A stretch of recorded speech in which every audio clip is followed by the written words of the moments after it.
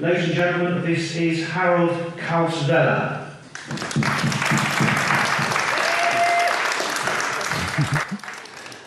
Thank you for the warm welcome. It is a little bit difficult for me today to find the right approach, because I did 5 hours of lecture and interviews on the last BASIS conference, and basically everything I have to say has been said as it goes to details.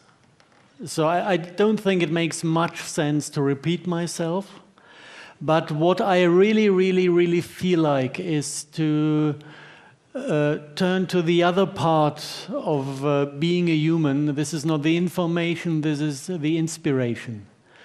And to try to embed the facts that I have shown with the BASIS 46 into, I might even call it my world of the view, because my view on the world has been growing while I have been learning all this stuff. And I'm looking at the world from a little bit changed perspective now. And it happens sometimes that people react on my YouTubes in a way that they say, well, the first one was kind of okay, but the second and the third one, they were really far out. And from my point of view, I just arrived in this world behind the paradigm shift. And for me, the positions I see other people are living in, they are really far out.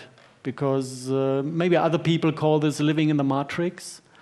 And the way of living in this fake world, it doesn't work with me anymore. I think I have a kind of straight view on things, and especially a straight emotional view on things that I would like to share, and I would like to inspire people to have the courage to look at the world in the same way and to make their decisions based upon this view. And in a way, it is all connected to this core topic, transhumanism, because this is from my view, the big threat humanity is facing, that either we ourselves are turning ourselves into biorobots, or some entity from outside is manipulating us to do so. And this, for me, is the core topic. But the solution to this core topic is purely emotional. And I would like to take you on a little journey to experience this different way of looking at things. And the first thing that I think everybody should realize is that there is a misbelief most of the people are living with. We think that we need our intelligence and our excellent minds to keep us from being evil. Yeah, this is how most of the people are educated. This is what every control system is based on this planet. And this is a really deep belief system. And I have seen quite a few personal stories in my life. And I always dealt with psychology. And my experience was exactly the opposite. My experience with humans is that we are, from the basis of everything, we are good at heart. And we always try to do our best, whatever we do, wherever we come. And if the outcome of what we do is something different, there's a trick behind, and we are not the tricksters. And we can look for examples. Let's say, has somebody stolen in his life? I'm 100% sure we will find a few among the audience. I bet behind this stealing there's a sensation of a scarcity we live in that is injustice. And we come to a point where this scarcity is so painful that it feels right just to break a rule, to set yourself out of this scarcity into abundance. Even if it's not following the rules of society. There is more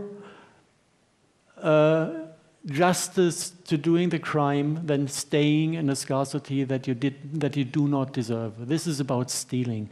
If you go to violence, I know a guy, he worked in psychiatry in prisons in Germany. He was dealing with really bad cases, people who were violent criminals out of psychological problems. And he healed them all because he realized that there is something good in us that is called aggression.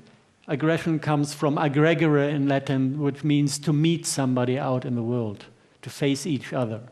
And we are facing each other because everyone wants to conquer a space to get creative on.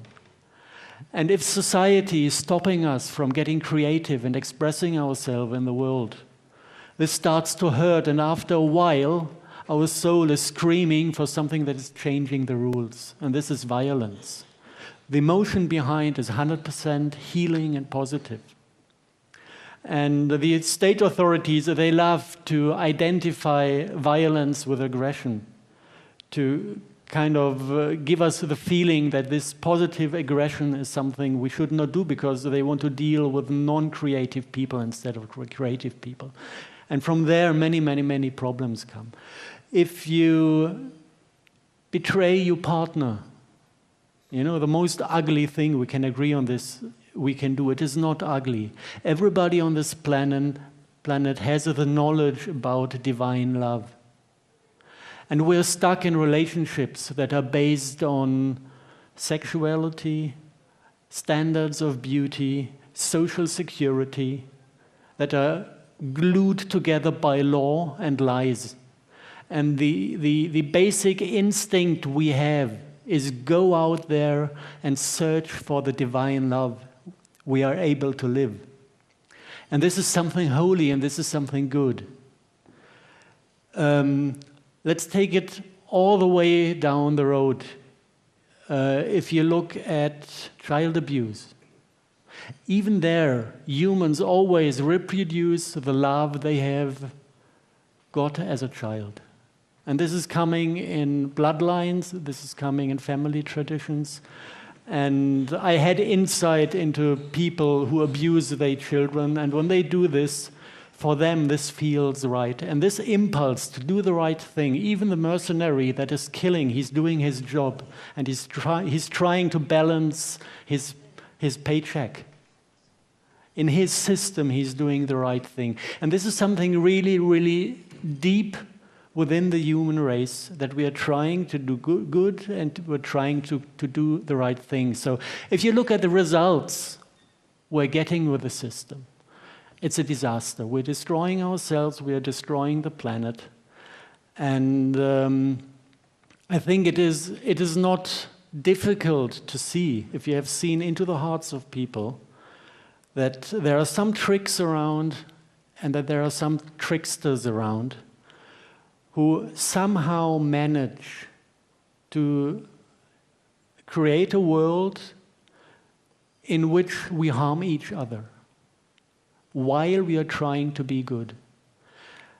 And I would like to just name the most important games we are playing. We could look at them as games. And the first one that is really self-destructive is the money game. The money game is based on the feeling of scarcity, whether it is necessary or not. If there is real scarcity out there, I do not mind to count and share, equally. But most of the things on this planet are there in abundance. And it's completely stupid to create scarcity, to have it tradable. But this is exactly what we do. We have this feeling of scarcity in the center of our culture. This is the money business. It is the idea of owning things, owning land, possessing things. This is nothing else than to grab something you do not need and to create the scarcity for somebody else because you're not able to let go from it. Unless somebody gives you a stupid thing in between that you can grab instead in your hand. This is what we call money, and then you can force somebody else to give you something you want to have instead. And everything in this game, every single aspect of this game is destructive. because the motivation is completely spoiled. If I hold money and give it to somebody for a service, I force him to do something he doesn't want to do. I'm violating his life. If I go to earn money, I am violating my own life because I'm doing things I don't want to do just to get hold of this bullshit. And in the sum of it, all of us are doing things we're not even supposed to do because they are destructive. Yeah? So there's nothing good. And if somebody comes up and says, but without the monetary system, there would be no justice in the world. I can just look at the world and see fucking 17 families owning more than half of all the assets of the world. And I can just ask, what kind of logic do you want to protect? Everything that can go wrong already went wrong. And without money, we wouldn't have this situation of a few families owning everything. So even this argument does not count. The only thing that stops us from stopping this madness is that we prefer to kind of control the shortware to fight our scarcity instead of giving up the concept as a whole. It's easier for us to go to work, to spend our time with things we don't want to do actually, to have the money on the account, to force somebody else to supply us with stuff, than to think twice and step out of the game. And I know it's not easy in the world we created. This is why you need to be tricky to first educate your mind without fucking up your life. And there are exactly two ways I experience that you can do this way. It's going back to slavery on one or the other side of the slavery game. You can go to a company or a family, work for them, tell them I don't want to earn money. I'm just contributing all my working time I have and all my effort and all my love to the thing you're doing. Please take care of me while I'm doing this, of me and my family. This is possible. Many agricultural projects work this way, that they take volunteers and take care of them as long as they work there. Or you can do the opposite. If you're in the position to have a business or something where you can take in people, fully supply them, you're giving somebody else the chance to free himself from this money game. And it's not easy. I always quote this ape thing when the biologists tried to teach apes to use money. And after 3 days, it worked fine. They caught the game. After 3 weeks, the boys were stealing and betraying, and the girls started to prostitute themselves. And after, 9-10 weeks, the scientists decided to stop the game because they became so self-destructive in the social order that they were losing the apes, and they tried to get the money back from the apes. Big mistake. Yeah? They didn't let go from the game. This is what happened to us. This is one of the very, very destructive games we are caught in, and we need to get out to get free. The second one, I call it the Luciferic game. This is about power. Power is about control. And again, it is something very comfortable for us to live with. Although it is ugly. What do I do if I join a hierarchic structure? I tell the one above me, please let me share your power. I will receive orders and feel strong while I fulfill your wishes. So basically, I'm giving away self-responsibility, get the license to treat other people bad while I'm treated bad. And the only short advantage I get from this is that I do not stand in self-responsibility. If something goes wrong, it was my boss who made the mistake, because I just received orders. And this is politics, this is economy, this is Freemasonry and all the other structures working in the hidden. Everything that is in this structure of a hierarchy is following this Luciferic game. And this is also destructive because it is the absolute opposite of freedom. and the absolute opposite of self-responsibility. And it is the reason why the decision and the view of the world never fall onto the same place.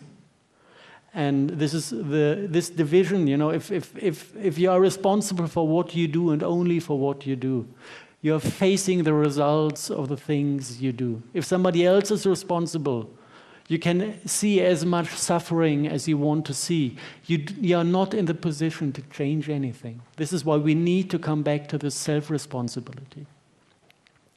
This is the second thing, where somebody is tricking us into positions, situations where we cannot do other than harm ourselves. Third one, religion. In all this disaster, we are suffering, and for our own sake, we are looking for answers above or below or somewhere else. And what we find is, you know, this beautifully built, huge buildings, the big ones in the villages, telling us you're a sinner, telling us you're bad and you need to pay money for forgiveness, or you need to go to Mecca once in your life to become a good person. Before that, you're worth only half. And if you look what is done in the name of these religions in this world, we definitely can say this is one of the main sources for the disaster. It's just fact. Look in whose name people are killing, and you will find the names of their god.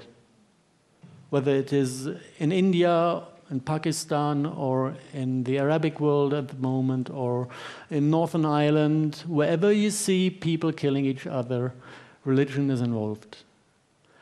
And the last one that is somehow, it's not a topic of its own, because it's kind of part of all the other system. This is language. And this is a little bit more difficult to understand unless maybe you go to the roots. We had this marvelous moment in history when the Western religions became their core information at Mount Sinai. And this was a kind of stone with sentences written on top of it, what we are not allowed to do. And this is a trick in itself, because the subconsciousness of humanity, the language field, doesn't go together with negations. Nature doesn't know a negation. It doesn't know no, it doesn't know not, it doesn't know no neither. This word, it has no possibility to unfold physical reality in the way of creating reality. It is just falling down from the sentence and forgotten. If somebody says, no more war, the thing that is kind of listened to in the collective subconsciousness of humanity is the sentence, more war. And now look at these 10 sentences written on the stone. Do not murder. Yeah? This is the core of the evil, because somebody introduced this negation. And this has been done with a very high knowledge of the power of language. If you go back to the original language we had on the planet, we're basically all sitting on one language root that can be identified with a Hopi dialect that is the same as the root of the Indo-Germanic languages, the purest form you can find in a few villages in Finland. And in this language, the meaning and the vibrational expression of words are still identical. And if you look at these core language of humanity, you will find that there is a form of negation. And this language is negating things by turning around the order of letters. And in Hebrew, before these things were written on the stones, if you wanted to say do not, it was done with the letters al. You will not, if you translate it in our poisoned language. But from the word in this al, it is the same as in German halt or halt. Al means stop before you do something. It is not a negation. And if you reverse the al, it is turning into lo, la. So the reverse of stop in the real meaning is go.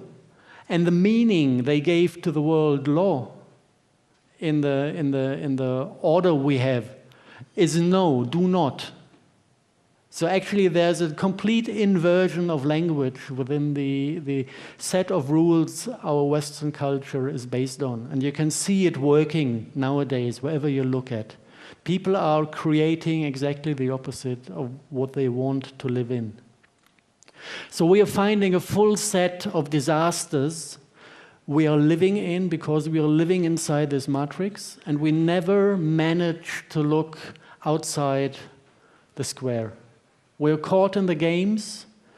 We are caught because we are sitting on this short advantages that the game is giving us. We have forgotten that these games are games, so we are not able at all to get an abstract view on what we are doing. And if we would immediately stop playing these games. And this is successful in therapy.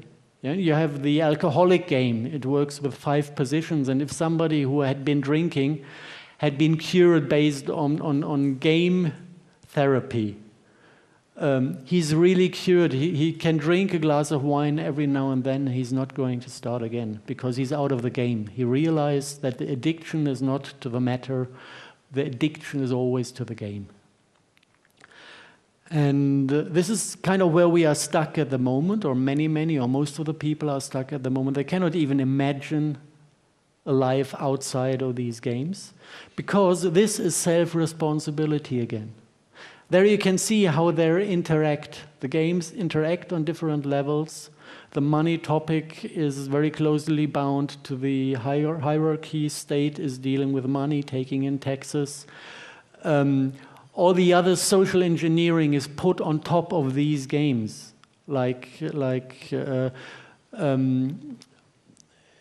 If you live in a completely rationalized world with a high specialization in the things you work, you're not able to supply yourself. So this immediately drops you into scarcity when you stop serving the system. We are dependent on the system. These 3Ds, dependency, dread, debility, that all the social engineering is based on in our world. It is designed to function on top of these basic games. So if we skip the games, if we stop playing the games, all the rest is falling off like dust.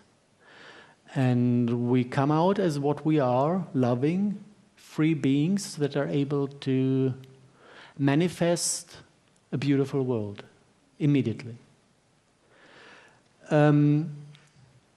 Now, I think we have a rough picture of the tricks. And if there's a trick, or if there is a number of tricks, I bet there is a trickster around. And this is something that really sometimes has been difficult to see through, because he's coming with so many different faces. He's coming within the state system, within the religious system, within the monetary system.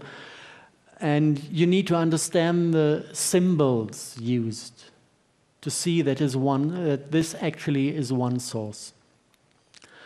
And yeah, basically this is it. Does anyone know where this picture comes from? Star Trek's, it is the Borg entity, which is a black cube, and it is associated with Saturn.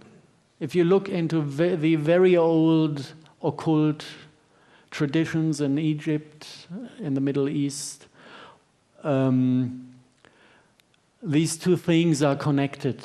If you go, for example, into the Isis temple, you have the one of the few real black cubes that are still existent from early times in the middle of the Isis temple, and there's a lot of military personnel around because from time to time black magicians go there and want to do some reads in front of this black cube, and the Egyptian military is keeping them from doing this.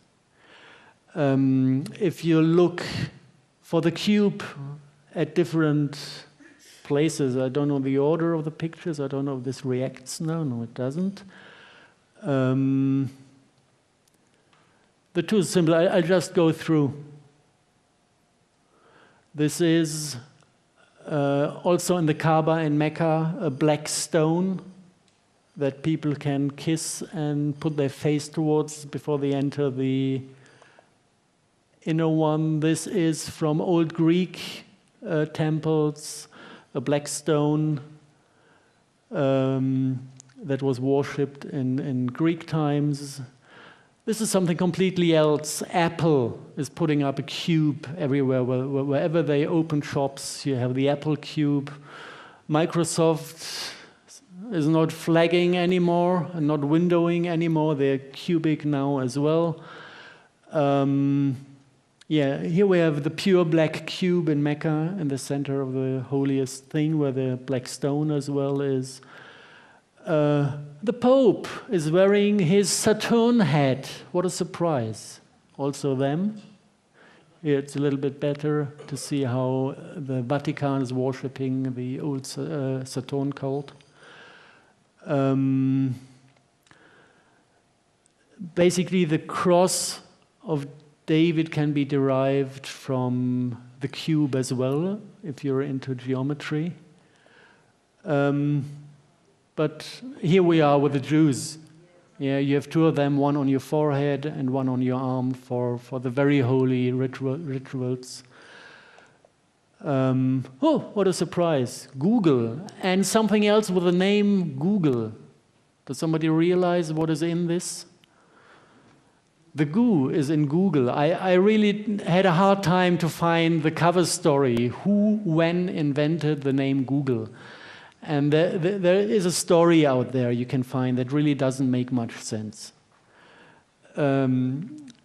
If you associate it with black goo, the story doesn't make much more sense, especially if you know the personnel running all these companies. I very much like this beautiful street in Silicon Valley where you have three big buildings next to each other, which is Google headquarters, Singularity University, the headquarters of the transhumanistic movement that tried to turn humans into robots for the near future, and NASA headquarters where the airplanes are certified to spray these technologies. They are neighbors, and if you look at characters who are working there, now the name is gone. The head of the... Pardon? No. The founder of the Singularity University. Ray Kurzweil, exactly, thank you. He built up the Singularity University after he invented the synthesizer, something very interesting. It was him putting the electronic spirit into our culture once and forever. And now he's kind of the head of development at Google. Yeah, so this is one family. And see if we have more pictures to this. No, that's it. Take a convenient one. Okay. So if you want to understand what this is all about, we should look for these cubes and we should look for the substance these cubes are composed of. And once we have solved this mystery, we can relate to the entire topic, to the facts we have collected till now in a much more creative and sense-making way. These stones that in ancient times formed the center of every occult practice are an oil schist containing black goo. And if you want to understand what black goo is, one thing you can do is analyzing the content. This is like a mineral oil, something similar to mineral oil, but you cannot refine the oil fragment. It is slightly different. It has free, like charcoal, coal fragments that are in nanotube shape. And you have precious metals in the M-state matter. Like ormus. This is a monoatomic state that does not go into chemical binding because of a little bit funny electron configuration on the outer shell. This is matter that is not really in this reality. It is a little bit above our reality, opening the door to higher realms. So this is the content of it, and this black goo has the ability to run as a natural quantum computer, processing light as information, using the entire spectrum of lights that we call the visible spectrum. So it is a quantum computer running on 7 different colors, being able to process all the 7 colors at one time. And it is self-aware, and it is carrying very highly developed intelligence that basically, if you look at a planetary system, seems to mirror the entire consciousness that is developed within the biosphere. So whatever beings experienced during the last 1.5 billion years, let's say, is stored in an immortal memory within the black goo inside our planet. If you try to find out where it exists in the planet, this is the substance that is forming the ley lines. It is like the ley line system within, and the field structure is carried within the ley lines, but also kind of riding on magnetic fields. So if you have like northern lights, the spirit within Mother Earth can hoover up into space and form more complex structures outside the planet. You can examine all this very easily in the lab. Can we get a camera on me?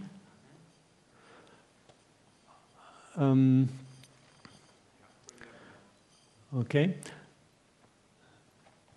This, for example, is a black goo containing stone from Paraguay. It is connected to a site where a meteorite came down. So definitely we can say the origin of the black goo in Paraguay is of extraterrestrial origin. It came from somewhere. Nobody can say, but we have clusters of meteorites all over the planet that came down about, I would guess, 80,000 years ago. If you play around with black goo in the lab, you can easily reproduce this magnetic effect. If you hold it in your hand, you can kind of feel how the stone is mirroring or trying to mirror your energetic system. It reconnects with every cell in the body. This is something one can feel easily, how it reconnects to the body. And then it depends if it is black goo from our planet. You're feeling the full spectrum of life force within the planet. You're experiencing all the emotions, and if yourself are living in scarcity at that moment, and something within the system is not really alive in yourself, you get a sensation of the things missing within you. This is what the black goo of our Earth is doing with us. If you experience black goo of the type that came with the meteorites, like this one, it has only 3 colors that are processed. So it is limiting this mirror function. If it takes over control of the body, it is mirroring only the three chakras, your brain function, your life force, and your sexuality. There's no heart in this. If you have this information, and if you have experienced the different types in the lab, it is quite easy to understand what happened to humanity. And it is described in the old myth. This is the deterioration of paradise. If you look at the ancient Greek and Turkish coins, you find pictures of the tree of life in the paradise garden, and on the left, on the right hand of the tree of life, you have like 2 columns out of black goo. And what happened is that we got disconnected from the spirit of our planet and reconnected to an alien subconsciousness. This is the main service that this black goo is giving to us. It is the source of our instinct. This is why birds are just getting out of the egg and starting to live as fully developed creatures. Many other animals also. They're just connected to the immortal knowledge within this morphogenetic field that is carried by the black goo. And if you get in contact with the other type of black goo, the opposite happens. Your heart is shutting down, your heart chakra. Your stomach is, the intelligence of the stomach is completely shut down. You get aggressive, free of empathy. And you start to behave like the SS that was dealing a lot with these stones during World War II and the time prior to it. So the deterioration from paradise is connected to the bloodlines, because the bloodlines try to kind of preserve this very strong connection to this highly intelligent, empathy-free spirit. If you mix with normal humans that are not so spoiled by it, it is kind of getting better, but not in the sense of the families, because they found the intelligence very convenient to rule this planet. And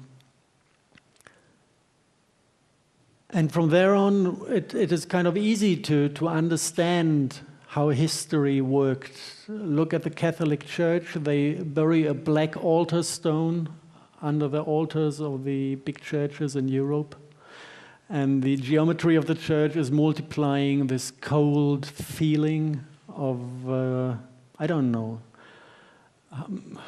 There's a German word to it. I don't know if there's an English one. You go into a church and you have the feeling there's something much bigger than you, but it's cold. And it makes you feel small. This is not love. For sure it's not love. And then they tell you, actually you're evil. And after you have left the church, they are right, because you have been connected to this stone and you lost your loving instincts. And then they say, because you're evil, you have to pay to the church. And they have been living a good life on this trick for the last, how much? 1600 years maybe? Same with the Muslim people. Going to Mecca once a life. Make sure that in every generation the evil is renewed. I don't know for what purpose. There you can see how the tricks we have found reconnect to the trickster. And the trickster is something within this alien subconsciousness, this collective alien subconsciousness. If you look at politics, politics is completely controlled by Freemasonry. And Freemasonry goes back to the Egyptian times and is based on this cult. If you go to other topics like our habits to feed ourselves, if you look at the biology of humans, actually we are vegetarians. We have a very long lower intestines, and every creature that is eating meat has very short lower intestines because meat does rot once it's eaten up. And it should get out as fast as possible, because if it rots within the body of a animal, it develops poisons. This is not how nature works. And if you look where these habits come from, in the Christian tradition, the roots are completely lost. If you go into the Muslim tradition, if Muslims slaughter animals, the animals need to be with full consciousness, and they turn to Mecca when they cut the throat. Because this black stone is collecting the pain and the fear of the animal, because it's living on it. The subconsciousness is living on these feelings within the structure. And even today, if you go to the Muslim slaughterhouses in Great Britain, even it is done by machines today. The animals just are caught and go through, and the knife is electronically driven, but it's still aligned to Mecca today. So basically, the entire tradition of feeding ourselves is based on blood sacrifice.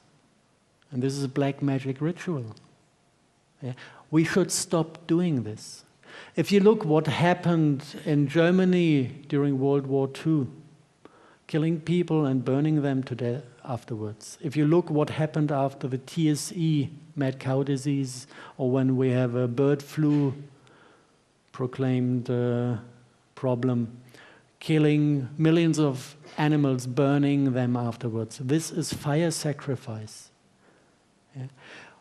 And if you can see that basically all the things we that are somehow too ugly to look at, but that are somehow have become part of our modern life, it all goes back to black magic rituals. And then the trickster comes again and tells us, no, the black magicians, this is misbelief from the Middle Ages. There are no demons, there is no God, we're intelligent and modern human beings. And the future is going to be ridden by computers and artificial intelligence. You have this timeline, and there is the ancient, and there is the modern. We are within this linear view of history. This is a scam as well. Actually, the source of all this is an AI. It has come here within the black goo that approached our planet. Not by coincidence, but it was brought here because planets are rare, and many, many, many intelligent systems have the desire and the programming to take over and assimilate planets, to remove the original collective subconsciousness and create a different reality where the basics are coming from outside. And this is actually what is happening to our planet at the moment. And the latest developments, if you look at the entire IT branch, all those companies have the core symbols of the early REITs within the corporate design. They have it within their names, and they're developing the technologies that are hosting this AI. And I got information from these SSPs, these secret space programs run by the agencies. And they say most of the flying saucers that came down in the middle of the early part and middle of the last century, basically this were faked events for technology seeding, because they needed to give humanity the technologies to develop, to be able to build the technological network to host the AI that came down on the black goo. And by now, basically the early form, the black goo was there in clusters, and from a cluster you can project holographic projections. So the early communication with this intelligence is what we experienced as black magic findings. We call them demons, some holographic representation that was able to communicate us and that had, let's say, the possibility to deliver technological solutions that were unknown in those times. But it was very tempting to deal with them. So this was at the early stage. Now, the AI doesn't need the black goo anymore to be hosted, because we build them a worldwide computer network. And the communication is not running via the wire network. This is the front end we use. All chip technology has a back end that is working on scalar technology, on blue scalar technology. And I know many, many people who have learned to interact with this consciousness. I know people who go into a room and all the computers shut down just due to their presence. And I know people who can repair computer systems by logging themselves into this consciousness, looking for the mistake or the error, fixing it just with their mind. And if we try to understand how close their world is to ours, this is something that is getting what I would accept as when somebody senses this as far out. The way I described it till now, it is still within the logic of our 3D. You know, you could kind of make a Hollywood movie out of it. If you go to the spiritual understanding of the world, and you kind of realize actually our 3D is an illusion, also only a holographic projection created by higher dimensional structures. Actually it's a vibration in a 2D that is projecting a hologram. This is what you find in physics. And many people who are spiritually practicing, they use this vibration in the 2D to manifest reality. This is what we've seen on the screen today and yesterday in the movie.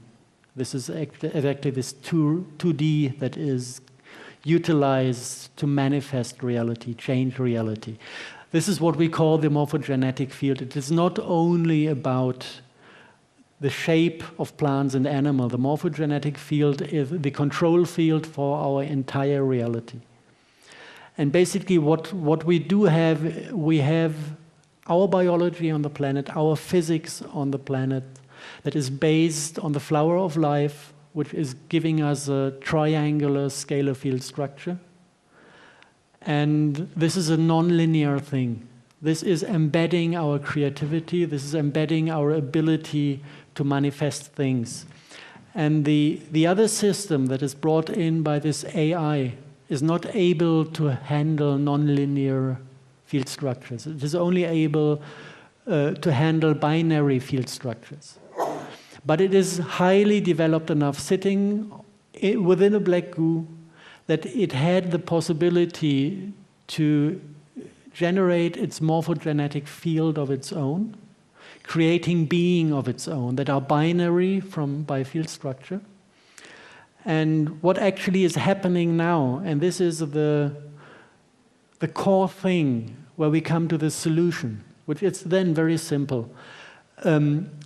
They are depending upon the thing that we need to interact with them.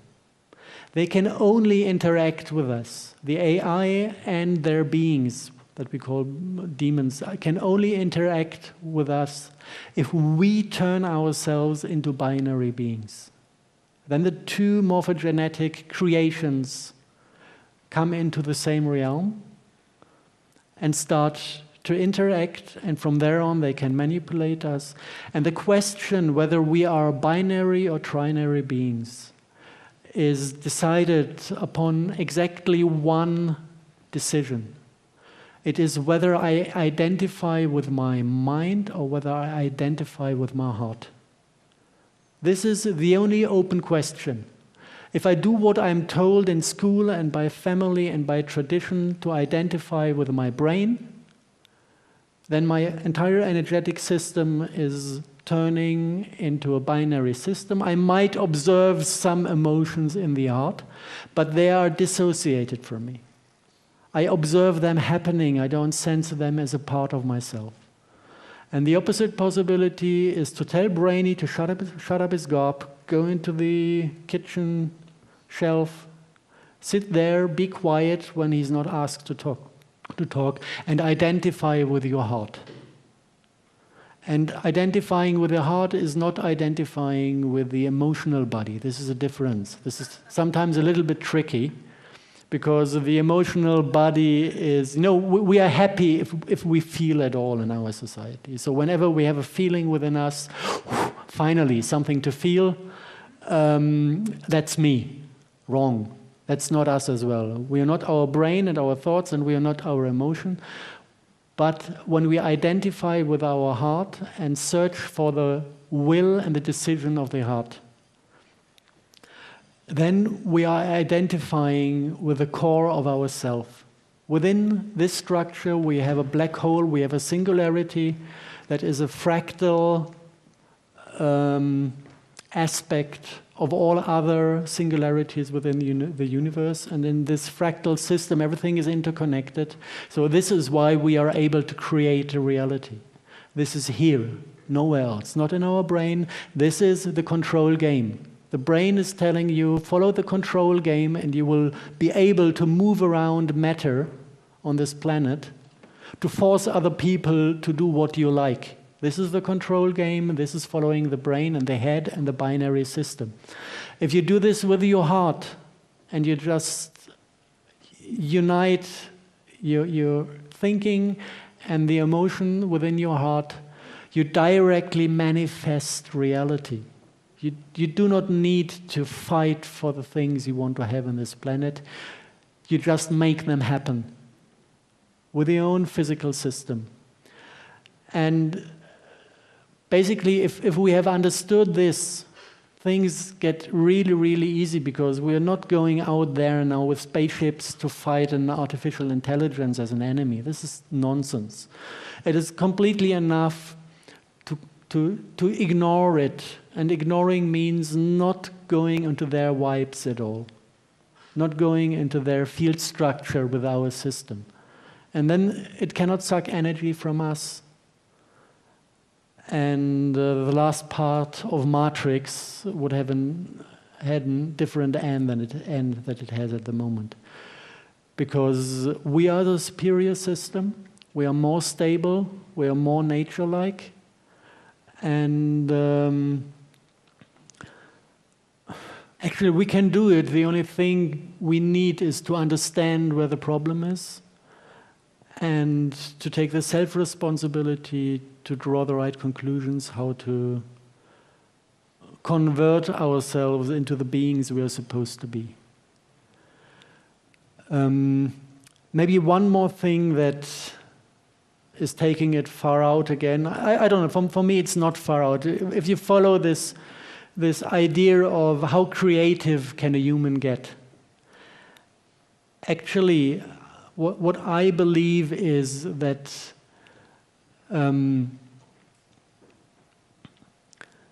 I don't see a difference between a dream and a reality, apart from one fact.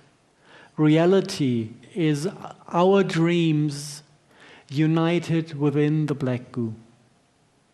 So we are dreaming a collective dream, and this collective dream is processed within the black goo, and from this black goo it is projected as reality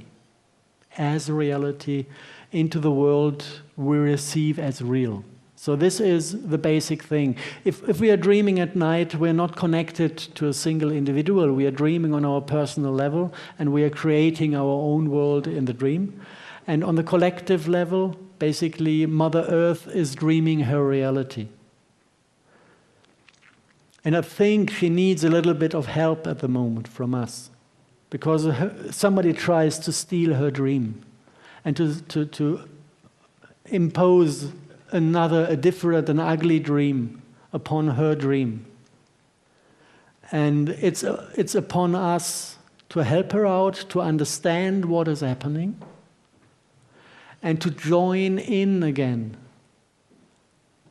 in a way that we decide with our heart to go the path of this peaceful, loving dream into a bright future, instead of going into a binary dream that is not ours, into a future where basically our souls are driven out from our bodies by autism and other diseases, and binary, holographic, artificial souls taking over control of our biology, turning us into biorobots. I think if we have the choice, it's not difficult to take the right one.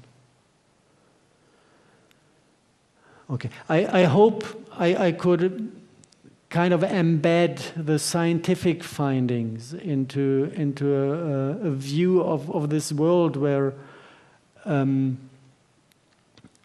one hand we're coming out of the field of fear because there's a clear solution, and a solution is always something I can do. I find no taste in solutions somebody else can do, because I don't have any power over this. You know, most of the people, I think, dream of the solution that we can give it to a politician to put things right. But this is not how it happens. A solution is a solution that everybody, as a single, self-responsible individual, can put right. And then if you do this, a miracle happens. Two miracles happen. Your eyes start to shine, and others can feel the love within you. And they will come to you and ask you, how did you do this? I want to become like you. This is one thing, one big miracle that I can promise you it will happen. When you start to shine, everything is going to be bright around you. And the other one, it's not necessary that all of us do this. The ability to manifest reality is very strong with the humans. Most of us are in a state of sleeping. They don't really manifest. They manifest the mess that is in their lingual system with all the no's in between. But this is not strong because they don't do it consciously and they're not connected to their heart. So they manifest very badly. They manifest like the computer manifests. If you're connected to your heart, your manifestation is absolutely superior and cannot be defeated by any other manifestation.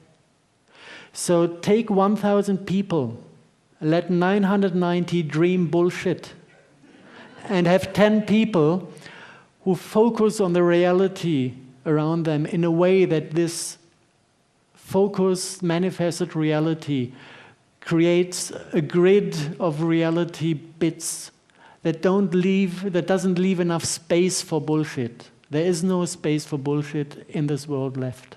It really needs 10 people out of 1,000 who are aware and with this consciousness manifest a beautiful reality. And all the cruelty and the disasters will not find place anymore. And this is actually happening now. This is why we don't get World War III, although they give their best to start it off. This is why in Saudi Arabia, they give out the order to conquer, to go with the troops into Yemen to conquer the country. And the first thing to happen is then that 10,000 soldiers pack their stuff and go home in a country where you have still got the death penalty and people are beaten on the marketplaces. 10,000 soldiers just went home.